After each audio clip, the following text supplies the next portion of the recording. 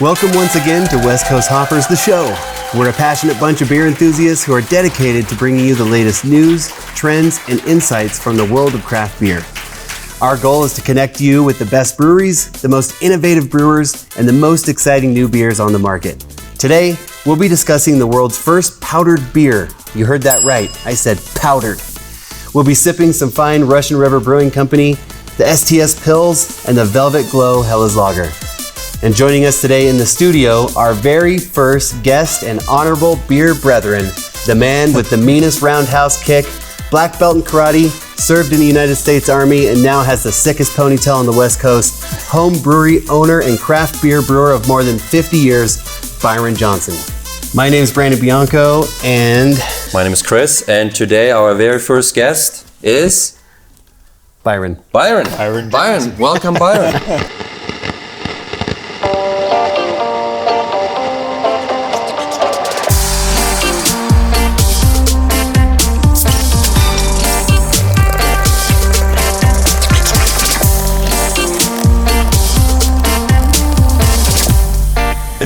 First of all, before we get into it, good introduction on Byron, by the way.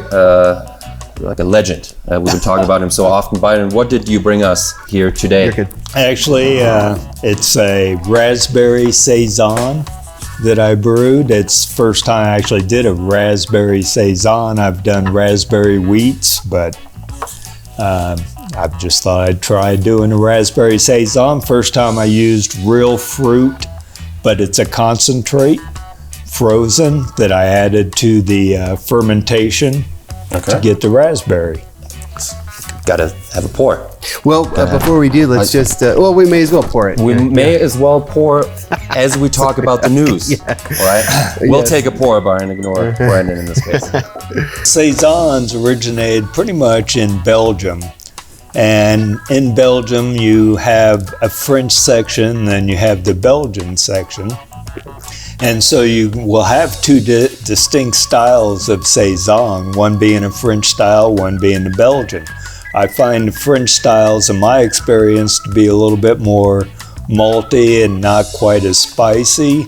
And I find the Belgian Saisons, like Saison DuPont, and some of the better known Saisons, they have a little bit of a spice to them, and they're a little bit more wheat based and not quite as malty based. And as time has progressed, you hear about farm style Saisons now.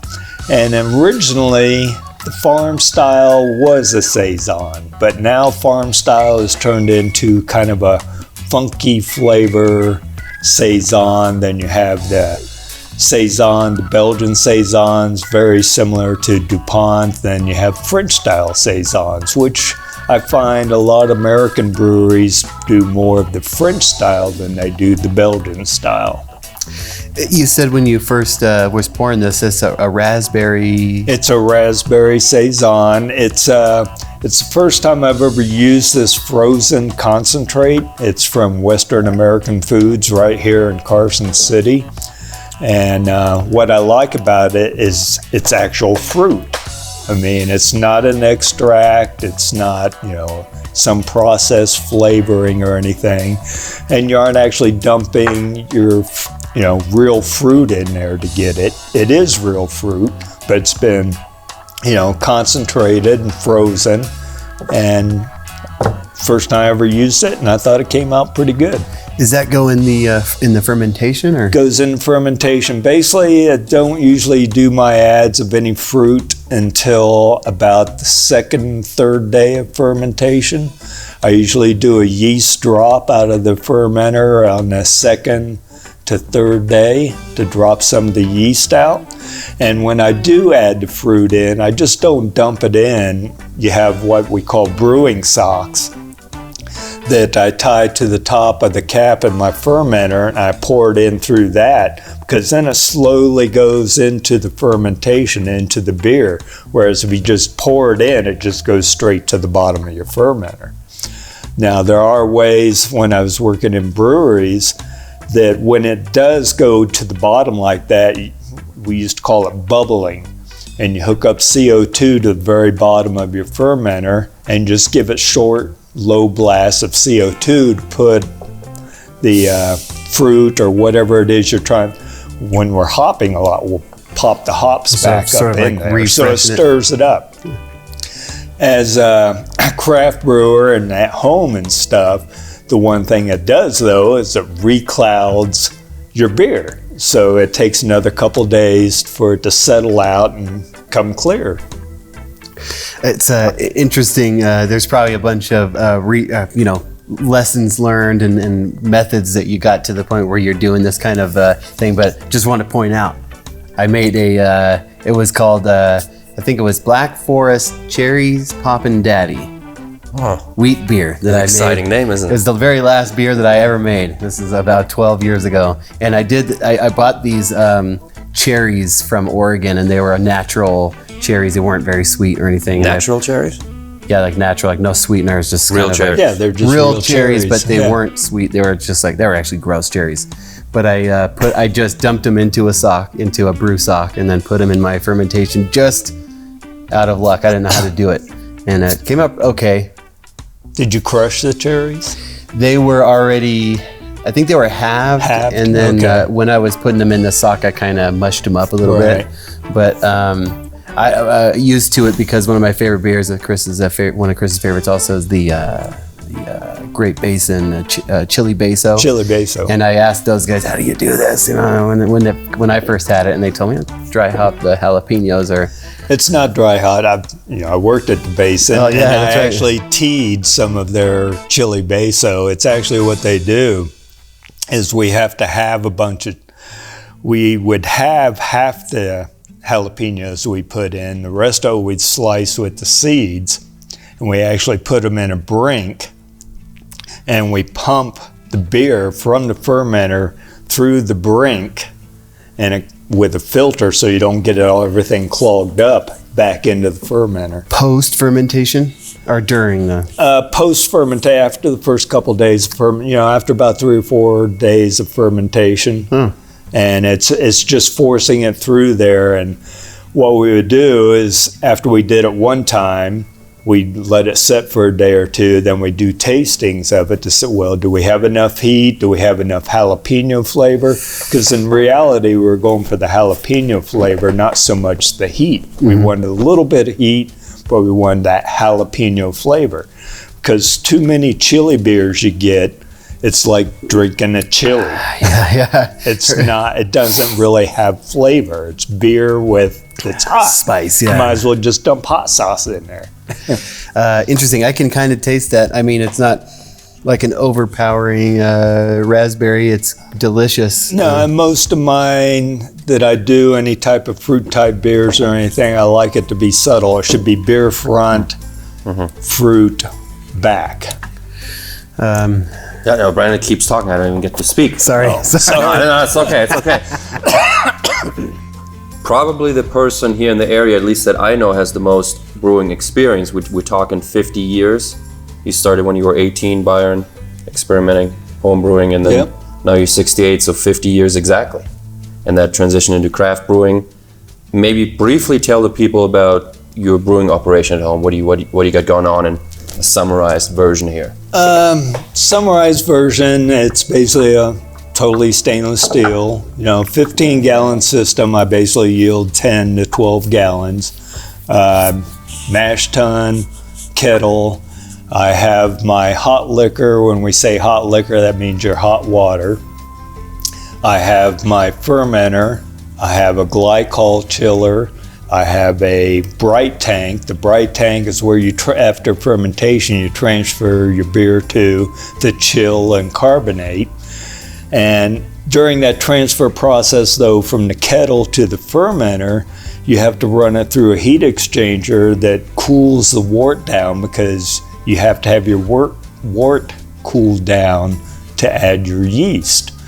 And so I have a cold liquor tank, and then I have a reservoir tank that it's just cold water, like 40 degrees, that goes through the heat exchanger, which cools down the hot wort, and then I can recollect that water back without just wasting water.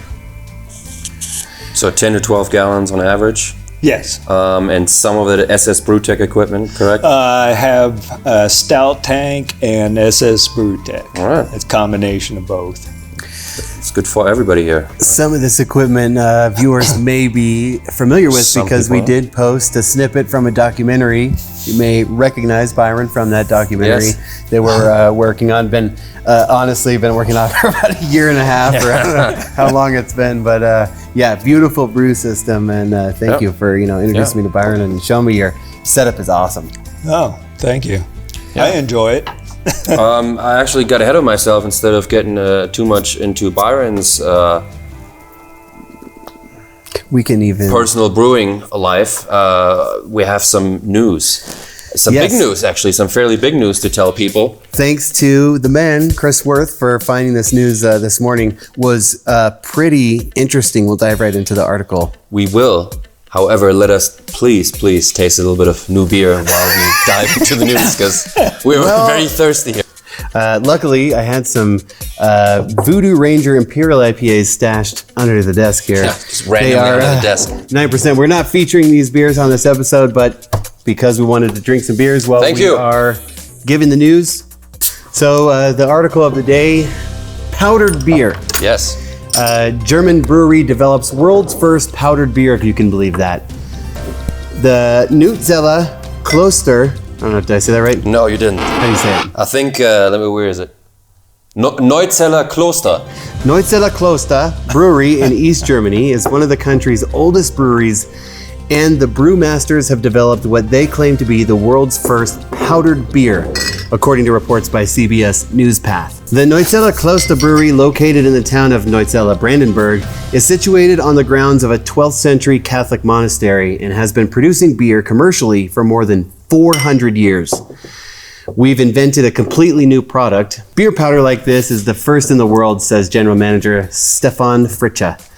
Brewmasters add, the future of beer is here, just add powder, water, and stir.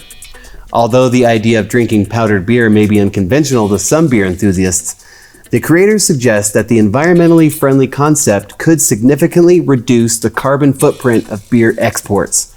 By eliminating the need for bottles, crates, and kegs, the weight of deliveries could be reduced by as much as 90%, leading to a potential savings of up to 5% of the CO2 emissions in Germany alone. That's all of Germany. The powdered beer, nicknamed the driest beer ever, reportedly tastes like real beer, both light and dark, with carbonation and froth. It's alcohol-free for now, but it's been taste tested, and the brewery hopes to add alcohol to the final product before it hits the market by the end of 2023. The same brewery, just to note, had previously invented an anti-aging beer, which was released in the United States, Poland, and South Korea nearly 20 years ago. Yes, I saw that in several news publications yesterday about this powdered miracle. What do we think about this? Because I'll take away from some of the experience, but we're having people here that have extensive brewing experience saying this stuff really tastes like beer, which is surprising to me. We watched the video too. There's a video associated with the article. And, I mean, they stir in the beer and say it looks good. What do you think, Byron? What do you think about that? Well, I guess I'd have to try it or test it or see what the process is. But without fermentation, I mean, yes, there's not going to be any alcohol. It may taste, so we have a beer Kool-Aid now. You just get a glass of water and stir it in and you got a beer. That's what it looks like. It wouldn't be carbonated, so it'd be flat. So to me, it'd still have to be mixed, put in some type of pressurized tank to carbonate it, to get the carbonation in it. Actually, I'm pretty sure. It did say the carbonation will be added somehow to the mix. It gets it. No, it's already in. Like, you add water and it's carbonated and it has a head. With the powder. It said with the powder it will be automatically carbonated. How, it doesn't go into detail how. No alcohol yet, but by the end of the year, they're supposedly going to have the whole solution carbonated and alcohol. Well, it'd be great for backpacking. It will be. That's true. That's true. Great for backpacking. But logistically speaking, right, we're saving a lot of shipping, a lot of kegging, but you lose some of the experience, right? People pouring the beer. Imagine going to the pub right? And they whip up the powder for you. I would be slightly disappointed. Or they put a spoonful of powder in your glass and then take a pitcher of water and pour it in, stir it up, and there's your beer. Will that add to the experience or take away from it? What do you think? I personally think it'd take away from it. The most people probably think so. I agree. It reminds me of Back to the Future. What kind of nose would it have? I mean, does it have any type of nose? Didn't mention nothing about that. Huh? Evidently it was mentioning light and dark. So what are these flavors? It reminds me of Back to the Future, and they put the pill or whatever in the microwave, and then out comes this big old steak. It does take away the pleasure of everything. And I wonder also, I will say that the articles, thank you for finding it, by the way, but there was like 5 or 6 from various news organizations, and a bunch of little ones are all reporting on it today. But there wasn't much information, as Chris said, and I wonder, if it's just kind of a gimmick thing. Or COVID initiated this. I think the article said on a different website when I read it. COVID was really the reason to give maybe an alternative to people who might not be able to buy a certain beer, or it's too expensive because of the shipping, or certain people can't distribute their beer because the distribution is not there. They just ship the powder.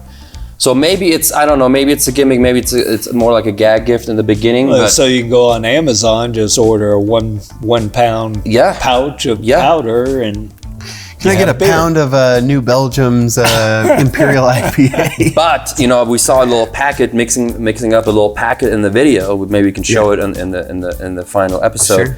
But it was a very small packet, so 1 pound would. I mean, we're talking gallons and gallons of beer, right? So just. Maybe it's the future, maybe it's not, I'm not sure, but I see the reason behind the product, right? Regardless if it's tasting good or not, but let's assume it does really look and taste like a real beer. It could change a lot of things, right? But there's a lot of questions. That have not been answered quite yet. And we will hear, as ancient alien investigators, who will find the truth coming for you. End of this year, supposedly, maybe we can have Byron back and we can actually test the powder. Taste it. I mean, I can't really make a comment on it till I see it, taste it, see how it comes out. Yeah, I will try not to knock things until I actually try it, but it does sound a little fishy to me. I will also point out, 20 years ago, allegedly they came up with an anti-aging beer, so... That didn't I want to look into that. Well, England thought they did when they invented the IPA to send to India. Oh, really? I mean, that's where IPA originated from, was India. When England had all their troops in India, they wanted beer. But how to preserve that beer? Hops is a preservative of beer. Oh. So they highly hopped the beer to preserve it so it lasts longer. And that's how you got the IPAs, India Pale Ale. Yeah. That's why it was called India Pale Ale. It was going to India by ship. And if it wasn't hopped up with those preservatives of the hops, it would basically spoil. It's like having a can of Budweiser in your trunk for the summer and then take it out and drink it. It will still, however, Bud Light will still taste the same after one summer in your trunk. That's what they don't tell you. It's actually been lagered in their trunk at 100 degrees Fahrenheit. You can preserve beers, and that's why the hoppier beers last longer, and why darker beers somewhat last longer. Your lighter beers don't, because they have less hop content. I learned something. West Coast hoppers can learn something every day. We're fools. We don't even know what we're talking about here. That's why we have guests on. I definitely don't. By the way, and you guys too, thank you for tuning into our channel. If you enjoy our content and want to support us, there are a few ways that you can do that. First, be sure to hit that like button on YouTube and subscribe to our channel. For those of you that are listening to the podcast, we also have a video version, so go over to YouTube and check us out there.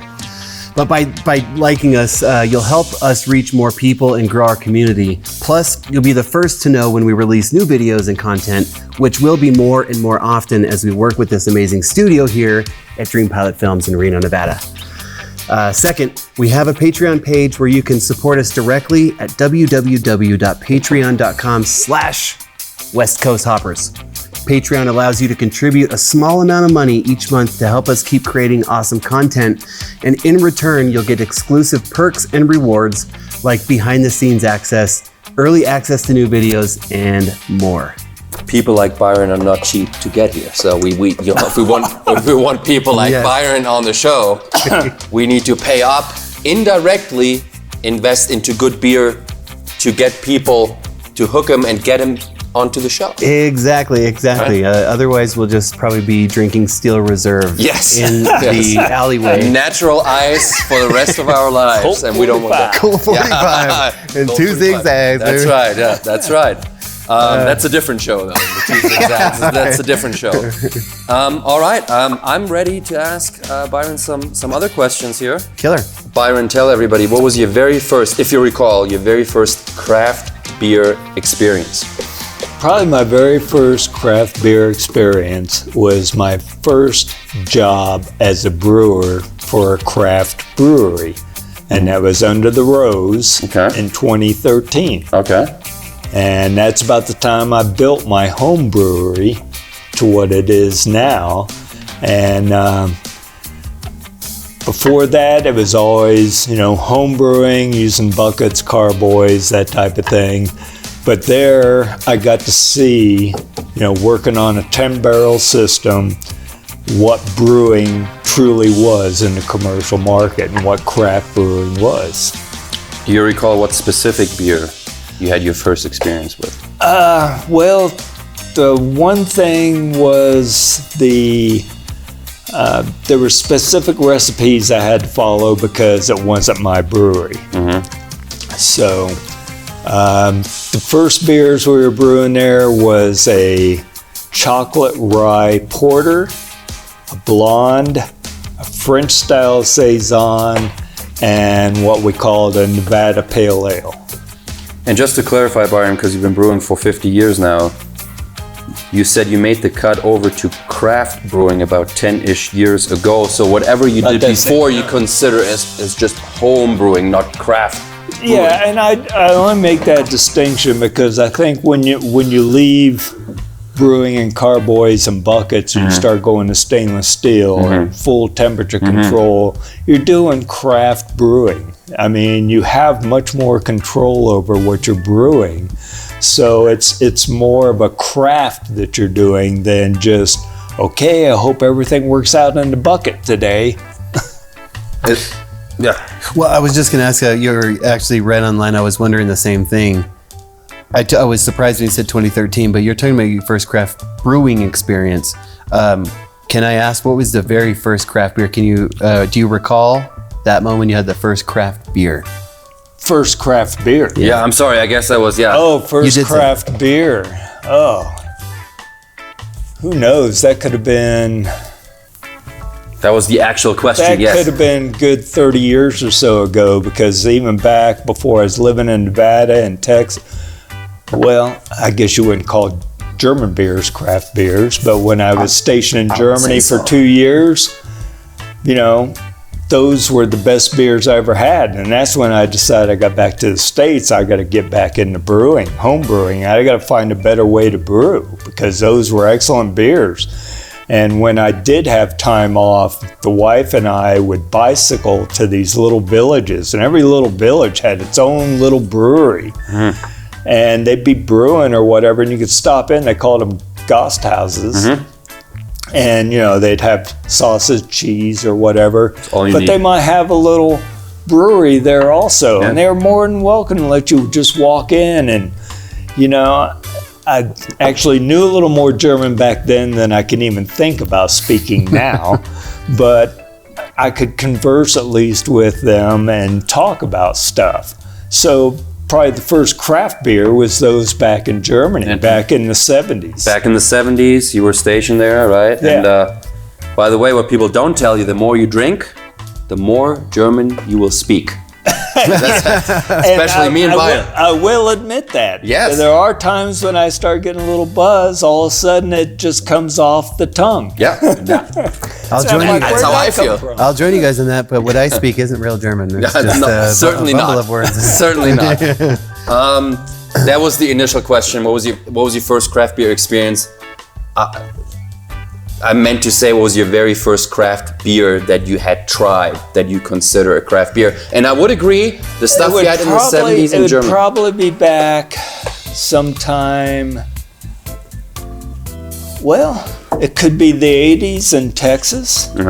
I mean, I'm sure people have heard of Shiner Bock. I used to love Shiner Bock, and the brewery wasn't within, it was like within about an hour of where I lived, and I could go over there, visit, and see what was going on.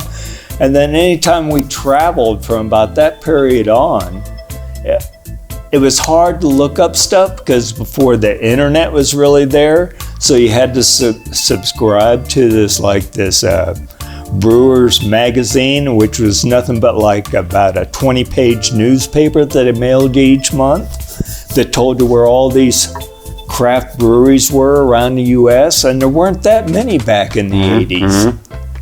And so if it was close to where we were traveling, we'd make it a destination because I always found back in those days, the craft breweries, good beer and good food. So it's a win-win. Yeah, it was, win-win. You know, it's like, okay. And there were always good, friendly people and would always show you around. That was a loaded question. That was which question. I didn't really ask it the right way, but the next questions will be a little bit shorter. Brandon, why don't you ask him the next pre-produced question? Well, was wondering, so that was your first craft beer experience. What was the worst beer experience that you've ever had? Which time? Yes. Maybe the worst of the worst. The one thing I always did was traveling whenever I go to a new brewery, if they have a pale ale, which most have a pale ale or an IPA, try the pale ale or the IPA. Some of the easiest beers to brew, especially a pale ale or a blonde. But blonde is like, to me, is like drinking Budweiser. So I always try to go for the pale ale or the IPA. And if that doesn't taste good, chances are the rest of it's probably not going to be that good. And most of my experiences, I'd try that, then maybe if they had a Hefeweizen, I'd try the Hefeweizen, because that's about the next easiest beer to brew. So you don't have a single worst experience that you can recall, you would say? Well, it wasn't bad beer, it's just too much beer. That's not a bad problem to have. No. Not a bad problem to have. It was, yeah, I mean, no, I probably could not identify the first time, you know, the worst beer other than maybe something I brewed. Okay. There was when I got out of the military, going to college at tech school and stuff. I brewed a batch that's back when you brewed in a plastic trash can, didn't even have buckets then. It was just, you bought all your stuff from the feed store, and it was brewing and it was giving me a funny smell, kept it in an internal closet and stuff, and I tasted it and I go, I think I'm just dumping this one out. Dumped it out in the backyard where we were staying on campus, got up the next morning and the grass was all dead. So I figured that was probably the worst beer. Could have been your worst beer experience so far, but you didn't try it, thank God. Byron, your favorite beer style that you wish breweries would be experimenting more or brewing more? Saison. And why? I think Saison, it's a beer that can be a 4.5% beer or it can be a 9.5% beer. It has good flavor, it's usually good carbonated, it's in most cases, you know, somewhat wheat-based, more of the Belgian styles, and it's usually very easy drinking, which can be a bad thing if it's up there in that 8 to 9% range, which you can get a Saison up there. Most of the Saisons I brew, I try to keep around 6 to 6.5%. But I like IPAs, you know. Most of the other beers are all good beers, but probably my favorite style and what I brew most is Saison, for the simple reason I can't go to the store and find a good Saison on the shelf. Very few. Very few. You might find, you know, you might find Tank 7. from Boulevard Brewing out of Kansas or something, which is one of the better American Saisons made. But You mentioned Shiner Bock back in the 80s from Texas, and back then you also mentioned there wasn't that many craft breweries around. No. Nowadays, I think we read the other day, it was like, thousands. I can't remember how many we read, but thousands across the country. Over the years, you've seen craft beer go from 0 to 100, and we're probably going to go to 200 in the next 10 or 15 years. How do you feel about the way that craft beer has been developing and where it's headed? well, I think it's a good thing actually, because we're starting to see a lot of good different beers come out. I mean, 10, 15 years ago, there wasn't a hazy. There weren't different styles. There weren't these milkshake. I'm not saying these are great beers, but you're seeing people experimenting more with beer to come out with things to get people happy. Sours. Yeah. And now seltzers. Seltzers aren't, in my opinion, aren't really a beer, but it's another process.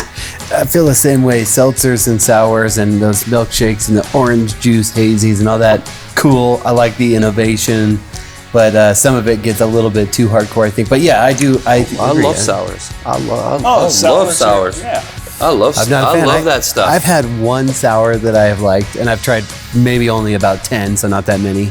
I had one I really liked. The rest of them all kind of taste like what are those beers? Brandon, full transparency, also doesn't like wheat beers, so Hefeweizen, wheat flavor. That Saison was great, but wheat in particular has I had so many wheat beers when I was first home brewing because wheat was my main ingredient. Right. And then too many bad experiences with dirty tubes. For me, I don't know. I just can't. It's not my favorite style. But what are those ones? Those beers with the foil wrapper over the top? They're like raspberry. I think it starts with an F. I'm not sure.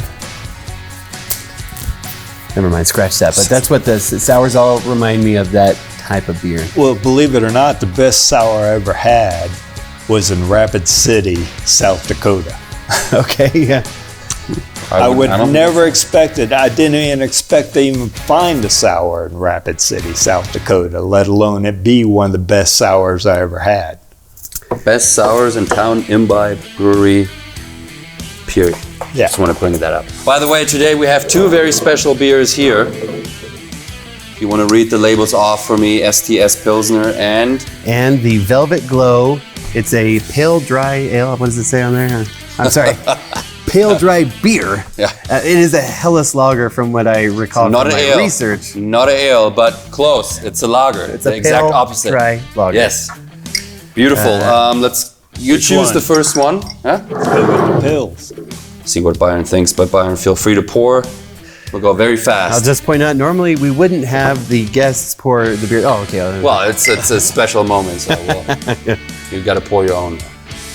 Right here, something like there. Yeah, there you go. Rinse the glasses, just for people to see. Fresh agua from the gallons of water. I don't know, in Lake Tahoe. That's where we get the beautiful water here in Reno, I think. Yes, Truckee River. Truckee River. It's the water from the misty mountains in Lake Tahoe. Yes, yes, sir. And the couple breweries I have worked here in Reno, they have had water studies done on their water, and they have found they haven't had the need to put any additions, that the water and mineral content is close to perfect for a beer brewery. That's what we like to know. Well, before the next question, we post the most. We prost the most here on West Coast Hoppers.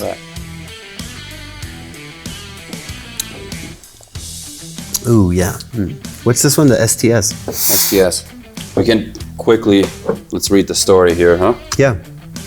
Actually, here, I don't like reading as much. Okay. You read the story I on love the label. reading. Thank you. Real quick for us while we taste the stuff. STS is the 3-letter code for our local Sonoma County airport, the Charles M. Schultz Airport. Our Pilsner is a hoppy Keller-style Pils with a lingering dry finish. I can kind of taste that. Somewhat. It is a tradition for this style to have a small amount of yeast sediment in the bottom of the bottle. Pour slowly to retain the yeast in the bottle. If desired, give the bottle a swirl to mix the yeast and pour the contents into your glass.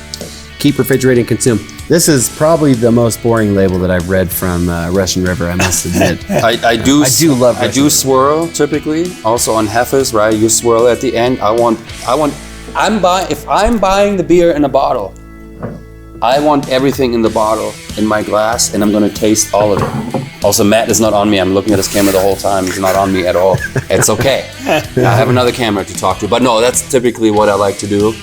I don't ever intentionally leave anything behind. I don't know about you, Byron. I don't know how you feel about this, but perfect. Byron, what's the craziest beer recipe you've ever tried or brewed yourself? Tried, I don't know, there's quite a few, because they have, what the hell they Strange do Brew Fest? Strange Brew Fest, so you can taste all kinds of different types of beers, bacon beers and, anything you can think, donut beers, all different types Rogue of things. has them, Probably there's two. Well, probably the one that was that I had no idea how it would turn out, and it actually turned out very well, was my pineapple habanero Saison. Oh, damn, that sounds good. I used real pineapple. I took 2 habanero peppers and kind of minced them up and made a tea out of them to pour into my fermentation. And then I used real pineapple slices in a sock again. And then I also added some pineapple puree. But I had no idea how it was going to turn out. I was kind of trying to do something not really like chili beso at Great Basin, but I wanted a spicy, peppery beer, and that just kind of popped up, and it was actually turned out very good. At first, you got the Saison, you got the beer up front, you got a little pineapple taste, and as it finished, you got this little kind of burn on the back of your tongue. Okay, so crazy but good experience. Yes. Okay, that's good to know. Byron, if you were stuck on planet Earth or planet Moon, planet Earth or some desolate place for the rest of your life, no other humanity around, only one beer or beer style, what would that be? What beer would you rather drink if you had to choose one out of all? One for the rest of your life. And then you can also, second question, Unlimited supplies. beer style, but Draft bottle. Probably Hefeweizen. For the rest of your life, okay. And may I also ask, if you had to narrow it down to the specific beer, what Hefeweizen would you choose for your palate for the rest of your life? Oh, man. I don't think the brewery is open. It was a German brewery called Hopf, HOPF. From what I understand, a couple years back, the owner, who was the master brewer for that brewery in Germany, passed away, and they closed the brewery. Never. If anybody has... It was one of the best Hefeweizens I've ever had in my life. Yeah, continue with that, because If anybody has a bottle around, please send it. knows the this is makeup. probably a couple years ago that you could no longer get it. beers around. But Hefeweizens don't last. That's true. That's very true. Maybe we don't want that bottle. I don't know. What would be your answer be? I mean, I'm just curious. What beer? What would you drink for the rest of your life if you were trapped on not on an island, planet Earth? You can go anywhere you want, but you could only drink one beer for the rest of your life.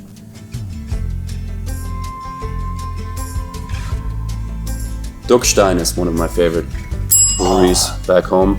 You gave me a couple of those. I did give you a couple of those. But for the rest of my life, you could argue too, and I was about to say the Imperial Hefe from Pigeon Head, 8.2%. You'll forget your sorrows.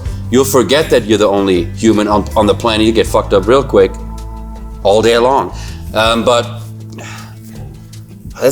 Didn't prepare for this question. Yeah, I just wondering. Would have to be some kind of lager pilsner for me. Maybe I take that back. Maybe it's Russian River Blind Pig. Maybe it's Stone Enjoyable IPA, just because I want to forget fast. Yeah. You know? I was originally going to think lager or pilsner just because you don't want to get worn out from the same flavor over and over. But if you have other things to drink, water, whiskey, maybe some other things, then you could have a flavorful beer and just drink it. You'll get bored of everything at a certain point. But I think that mine would be I think my all-time favorite beer is Green Flash's Soul Style IPA. It's a fantastic West Coast style IPA, but with some mango or something in there. It's fucking awesome. No, but I think that would just be a terrible situation to be stuck with one beer. Fresh Hop Harvest from Sierra Nevada possibly is up there as well. Seasonal. To answer your question, but I have to think about that for a little while. I couldn't tell you. I just think anything that you would be stuck with forever, you would get tired of. I mean, just drinking beer. I mean, that's why I don't brew Saison every time. I mean, that's probably one of my favorite drinking beers is Saison.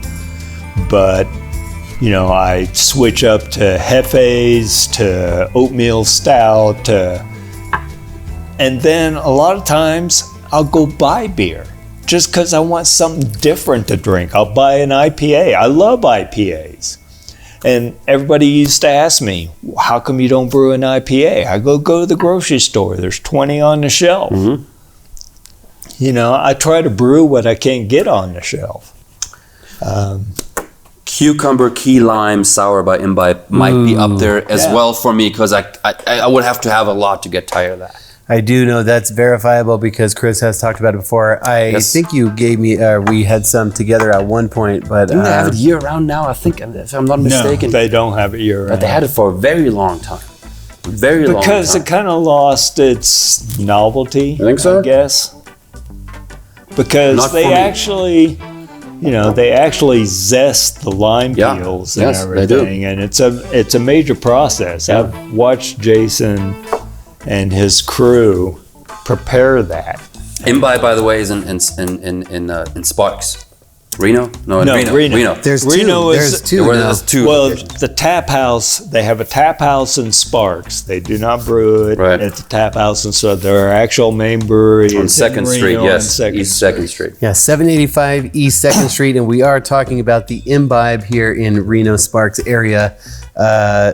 I did see the other day there's a bunch of imbibes across the country. If you're out of state, you cannot have that beer, so you cannot have it. Okay. Byron, in your own words, and we briefly touched on it, what is the difference between beer and craft beer? Okay, when you reference beer, I'm assuming you're talking about what they consider domestic beer now? That's up to debate. Budweiser, you know. What you would consider a standard beer versus a craft beer, yes. A craft beer, I think, is a beer that has more put into it, and probably, I'm not going to say it doesn't have rice, because you have a lot of craft brewers now experimenting with rice. Mm-hmm. And actually, one really good beer I had, where was I at that time? Oh, that was in Minneapolis. When I was visiting my son, we went to this restaurant, and it was a local brewery that specialized in Japanese-style beers, which is mostly produced from rice. And it was an excellent beer. It was an excellent lager. And,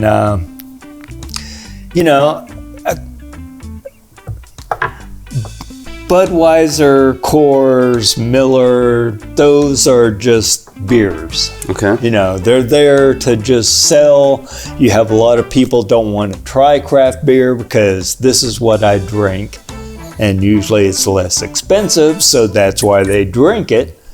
But craft beer is coming from a craft brewery that's put their effort into a recipe and the process of brewing that beer than just brewing thousands of gallons of beer, processing it through. I mean, your Budweiser has rice in it.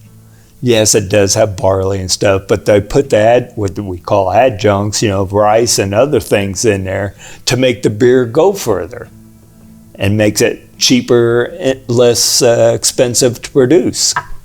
I'm sorry, I have a follow-up question Me related too. to that question. In your opinion, do you think it matters more the quality of the ingredients or the process?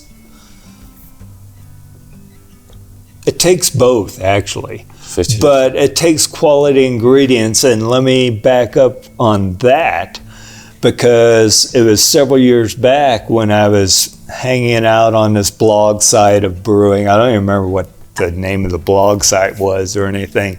And this guy was just ranting and raving about his Belgian-style beers that he produces.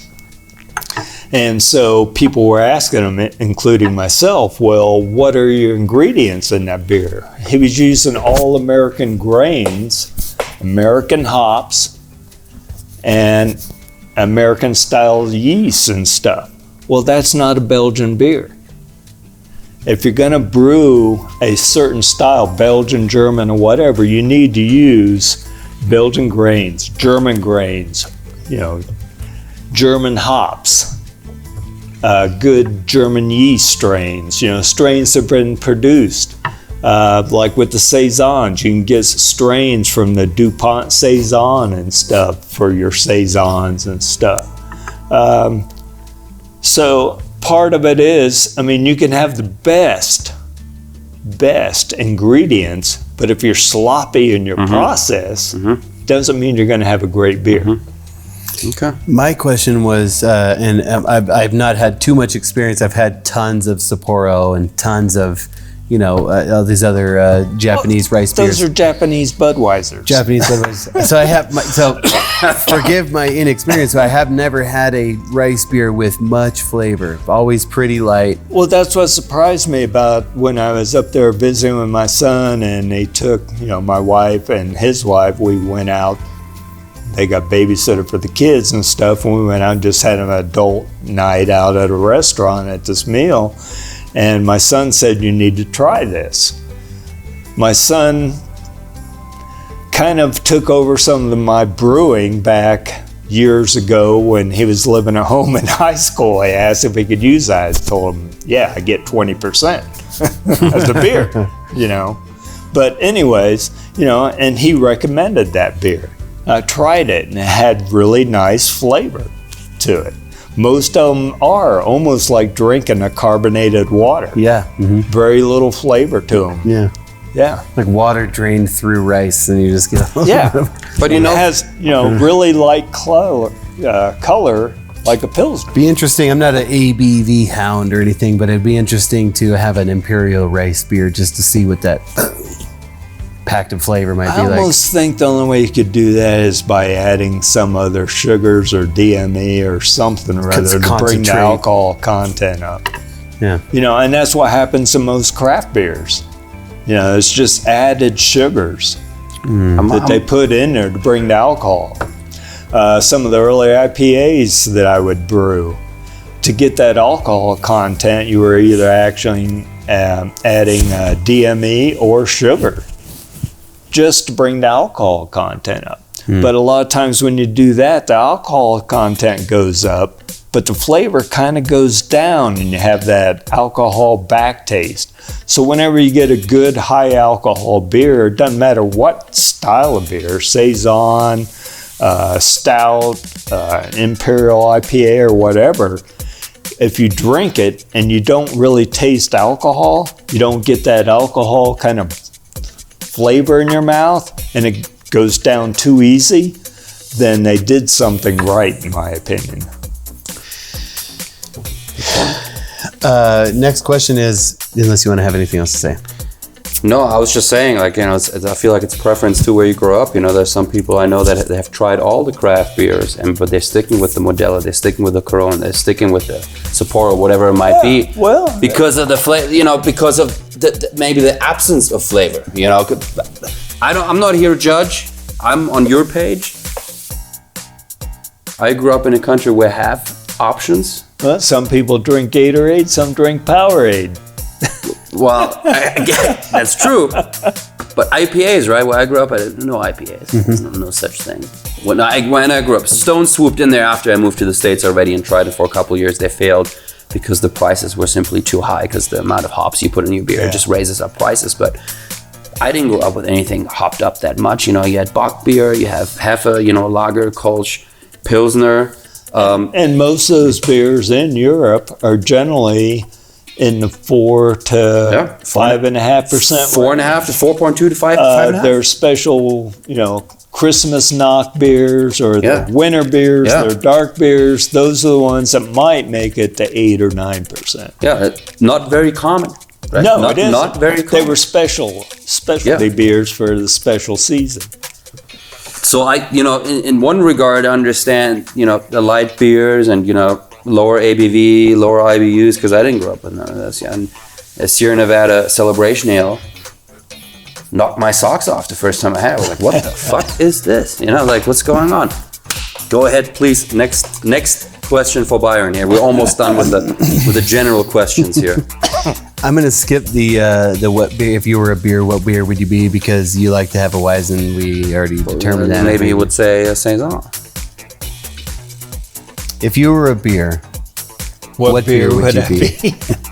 And why? And why? That's the interesting part. A drinkable beer. Drinkable, yes.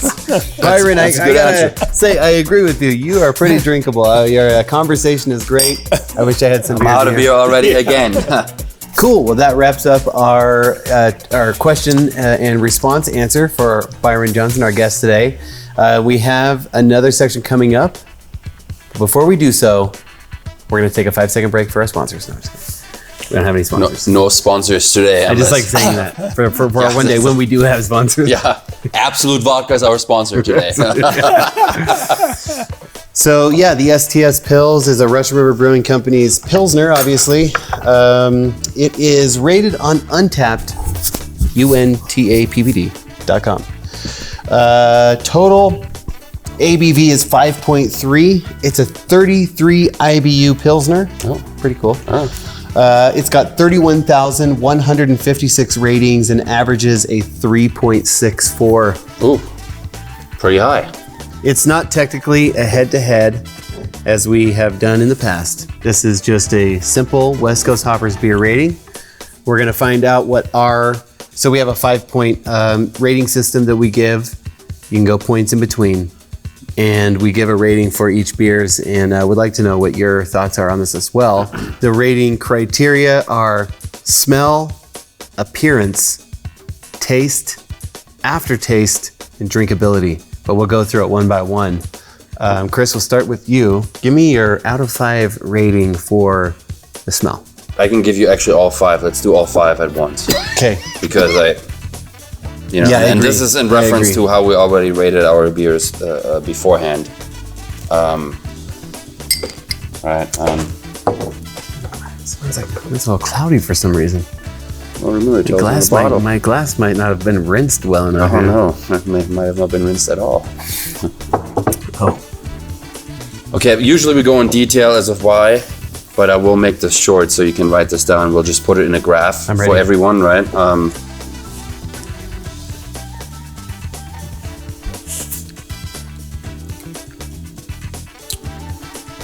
Okay, you ready? I am ready.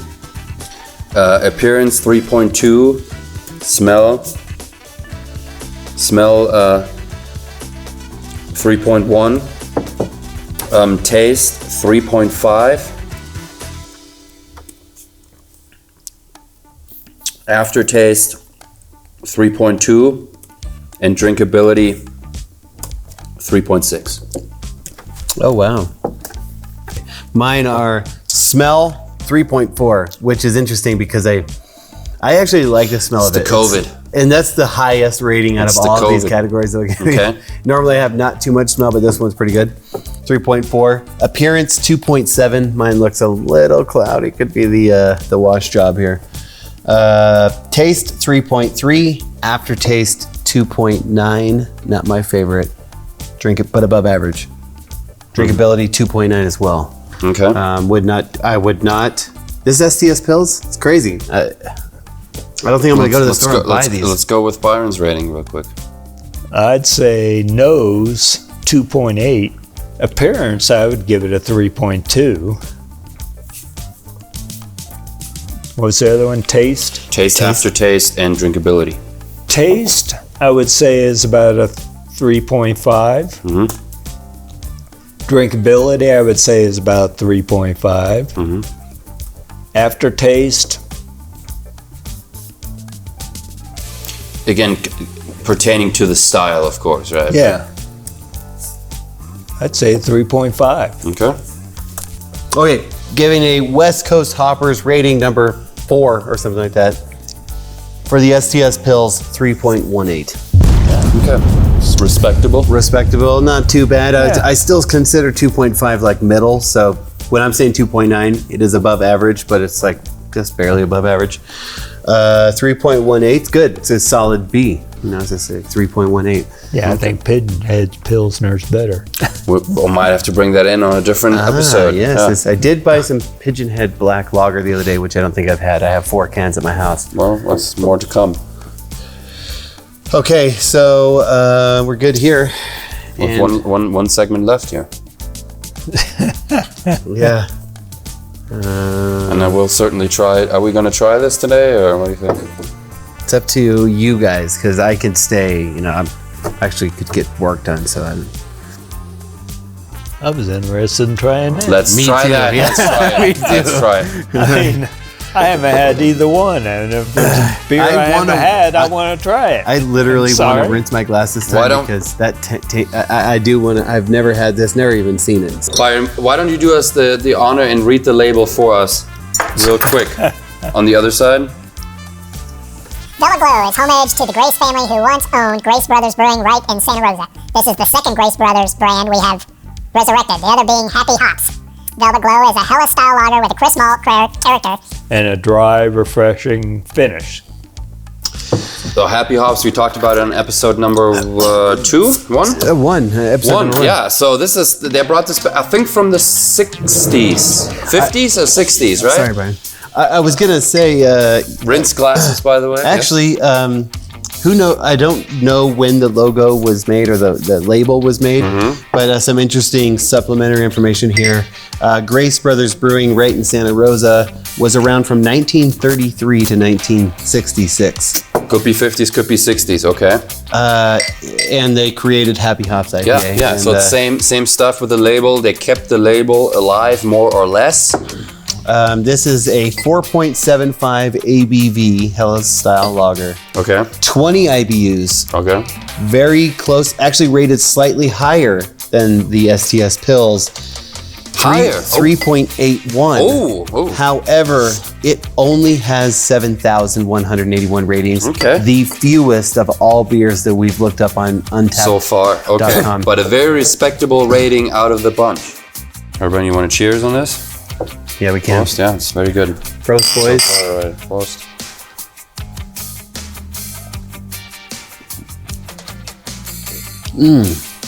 Oh, that's tasty. Very exciting. Very exciting. I mean, everything from the taste to the aftertaste, it all goes. It's great, yeah, definitely. Ooh.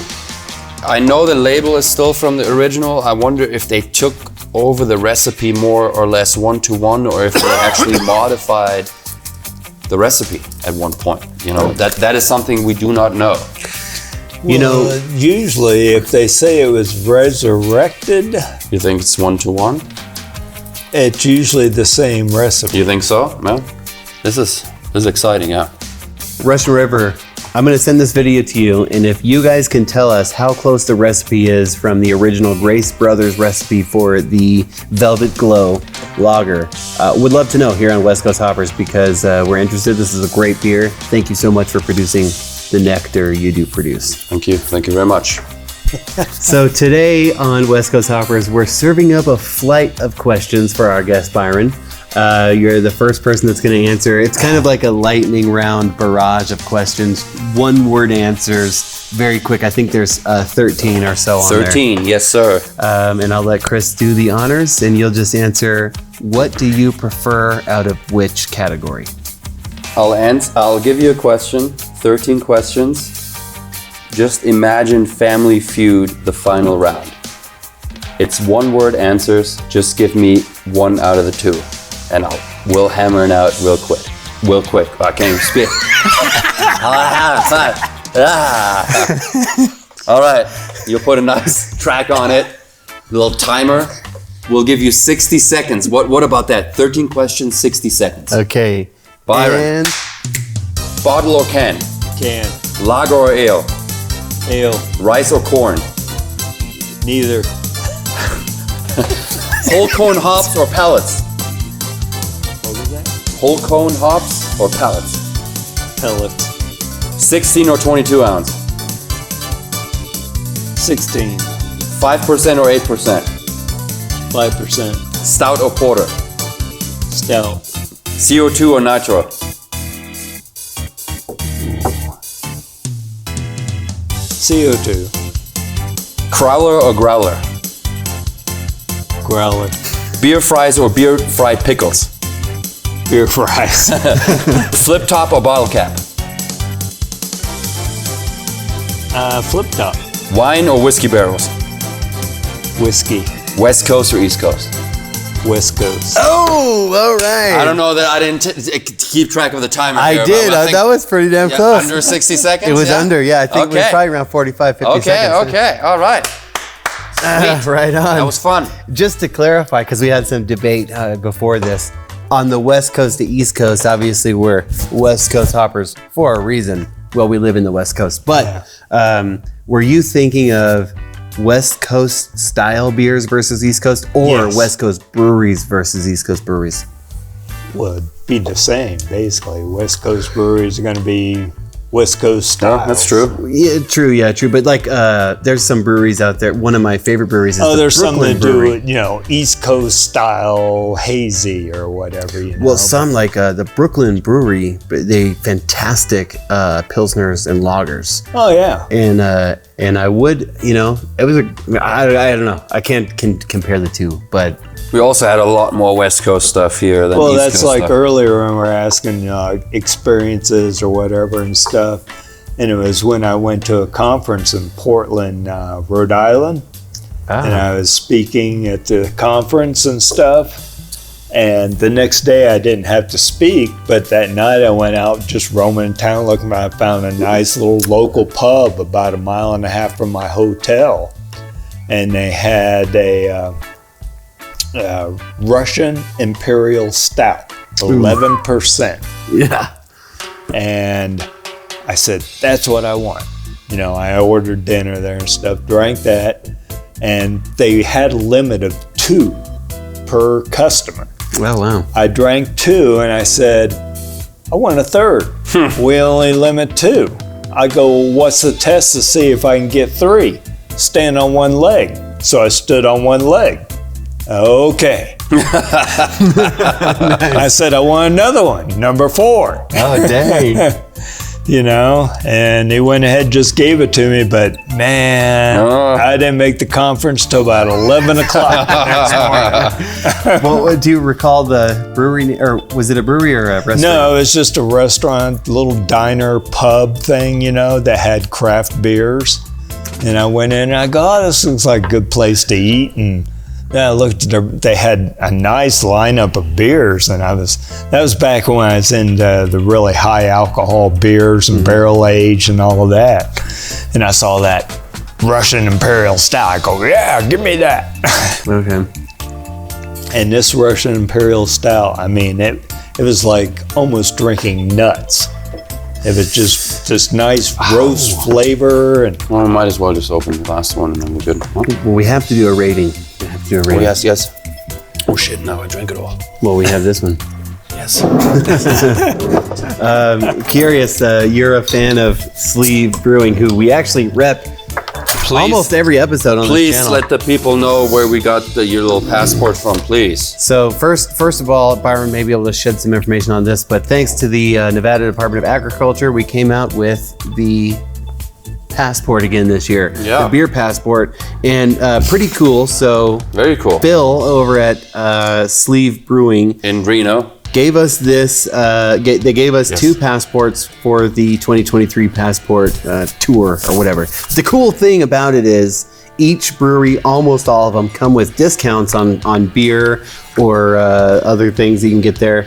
For instance, Lead Dog Brewing Company, which is luckily right down the street from us over here at Distribution Center, and I think Brewing Owned by Mammoth. Owned by Mammoth. Owned by Mammoth Brewing. Lead Dog also has their main brewery and tap room over on 4th Street in Sparks. 4th Street in Reno. They are offering here for this passport a 50% off your first pint, but I've seen other things here. If you're a Northern Nevada or Southern Nevada resident, if you're a Nevada resident, you can get some awesome discounts on beer just by participating in this Nevada Department of Agricultural program. But thank you to Phil at Sleeve Brewing who gave us this. Something I very much like about the dry aftertaste is something very good about it. Appearance, very clear. I mean, let's do 3.6 on appearance.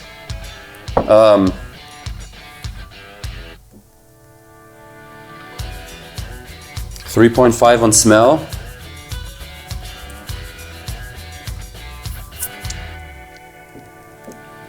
3.5 on taste.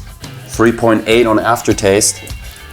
And drinkability, I gotta give it a 3.9.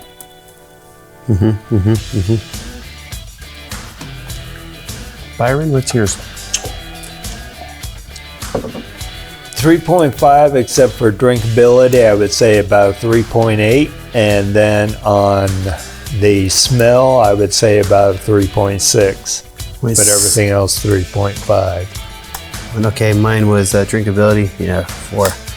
Okay, Chris's on the Velvet Glow, which is a reenactment of the original. Yes, from the 50s, 60s. We'll find out at some point, right? If it's one-to-one recipe or not. Going to write in. Yeah. Tell us. Chris, smell 3.5, appearance 3.6, taste 3.5, aftertaste, 3.8, drinkability 3.9. Byron, smell 3.6, appearance 3.5, taste 3.5, aftertaste 3.5, drinkability 3.8. And Brandon, smell 3.8, appearance 3.8, taste 4, aftertaste 4.1. Oh, damn. Drinkability 4. You better buy a lot of those going forward here. Holy shit, I am that's the a highest fan. rating. That's the highest rating you've ever had. The Happy Hops was like 3.77 for me. I don't think I beat it on this one. But the average ratings, we'll take the quick average ratings of each person here just to get a reference. And we'll take the overall for the day and see if it matches the Untapped rating. Okay, so by the way, the Untapped rating, just to go back, for the Velvet Glow is an average of 3.81. Which is pretty high. That's pretty high. Chris's average, 3.66.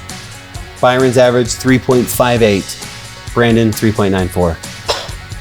So we're all pretty right in there with everybody. Let me give you right on the button, the total combined average for the Velvet Glow by Russian River online on untapped.com, untappd.com, is 3.81.